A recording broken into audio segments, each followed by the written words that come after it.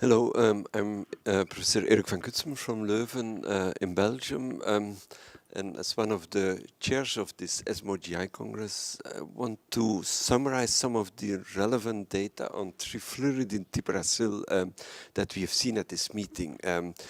Indeed, Dr. Tabernero presented the data of a randomized study in advanced gastric cancer chemorefractory patients who were randomized between placebo and trifluridine tipiracil, and showed that there was a clear activity of this drug also in this population, which brings and which adds a new treatment option for patients failing different treatments, which is important for patients with gastric cancer.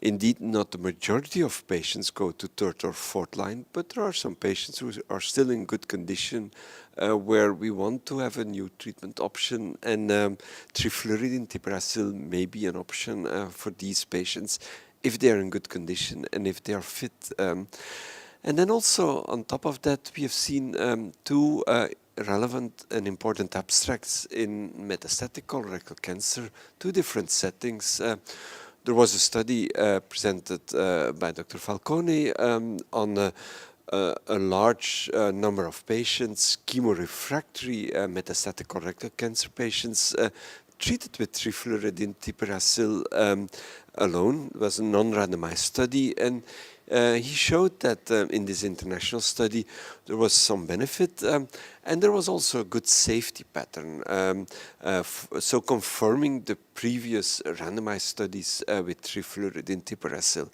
But what is especially new is also the TASCO-1 study that is presented here at this meeting. And this is a study in the first-line treatment of metastatic colorectal cancer, a special population, but the realistic population according also to the ESMO guidelines, patients who are not good candidates for a cytotoxic doublet, so for not for oxaliplatin and irinotecan. And these patients then were randomized between capecitabine bevacizumab. We had in the past some data on that from the UK also. So randomization between capecitabine bevacizumab and trifluridine tipiracil plus bevacizumab. And I will present these data at this meeting, and we will show that one, it is feasible to combine trifluridine tipiracil plus bevacizumab in a first-line population of patients with metastatic disease.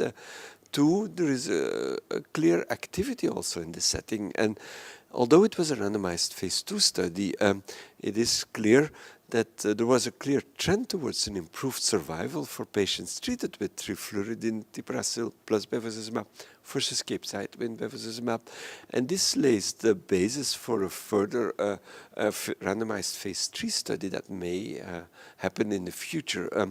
And this is indeed a realistic patient population. Some physicians may say, why do we need to go back to one cytotoxic plus bevacizumab? Why not treat all patients with a fluoropyrimidine plus oxaliplatin or a fluoropyrimidine plus irinotecan?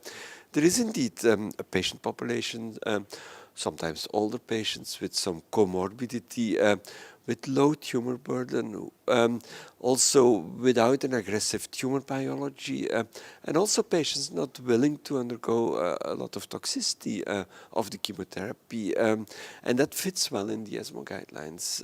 Also, there is a patient population that fits and that are potential candidates for a cytotoxic monotherapy, so a fluoropyrimidine plus bevacizumab. And here, therefore, this TASCO-1 study is an important study, and I'm happy that I could present these data of this study.